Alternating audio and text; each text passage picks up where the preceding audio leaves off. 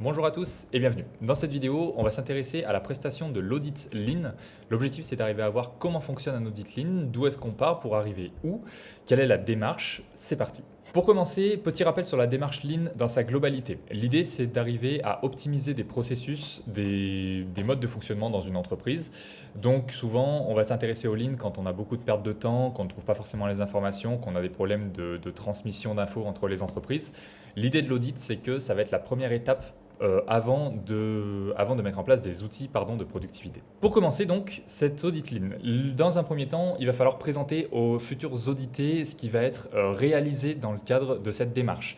Là, c'est une réunion en fait de lancement qui va être assez importante où on va expliquer à chacun qu'on n'est pas là pour expliquer le métier aux personnes, on va seulement travailler sur les interactions entre les différents services, sur les flux dans l'entreprise, sur les stocks, voilà, sur les modes de fonctionnement.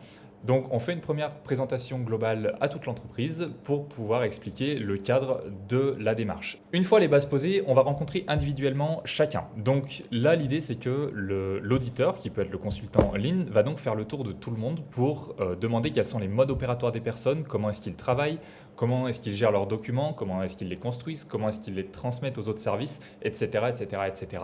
Et en fait c'est à partir de ces rencontres individuelles qu'on va pouvoir sortir une sorte de gros sac de nœuds, c'est-à-dire tous les problèmes de l'entreprise vont ressortir à ce moment-là.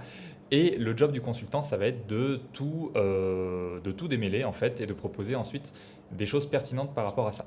Dans ces rencontres, on va surtout demander aux personnes qu'est-ce qui les irrite au quotidien, qu'est-ce qui est gênant, pourquoi elles ont de la perte d'informations, etc. Et l'idée du consultant, c'est d'arriver à recoller tous les wagons pour arriver à construire ensuite des processus efficaces. L'étape suivante, ça va être d'analyser les besoins. Donc en principe, quand on vend un jour d'audit sur site de consultant, on va vendre un jour d'analyse. Donc 2 jours, c'est le même principe.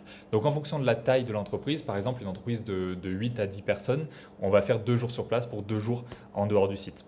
Et donc à partir de ces audits-là, on va analyser quels sont les besoins de l'entreprise. Donc il faut savoir qu'en tant que consultant, on voit beaucoup d'entreprises différentes. Donc en fait, on sait à peu près ce qui fonctionne en fonction des process en place. Par exemple, un bureau d'études va avoir d'autres besoins par rapport à une entreprise de production, qui va avoir d'autres besoins qu'un bureau de contrôle, etc., etc.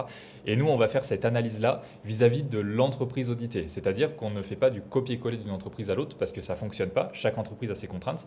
C'est à partir de là qu'on va analyser vraiment les besoins et par rapport aux outils qu'on connaît, on va proposer des choses pour améliorer les processus et démarrer une démarche complète. La dernière étape va donc être le livrable. Donc ici, l'idée c'est qu'on a analysé tout l'audit, on fait des préconisations et le livrable en fait, on va retourner à l'entreprise, faire une proposition. Donc ça peut être un fichier PowerPoint tout simple où on va montrer voilà ce qui est ressorti de l'audit. Ça peut être anonyme ou pas, ça va dépendre de l'entreprise, ça va dépendre de ce qui est demandé par les audités. Certaines personnes n'ont pas de problème à ce que ce soit, à ce qu'on donne leur nom. C'est pas une vérité absolue. Mais ça peut être complètement anonyme parce que l'intérêt c'est de s'occuper du système et c'est pas de chercher nécessairement des personnes en particulier.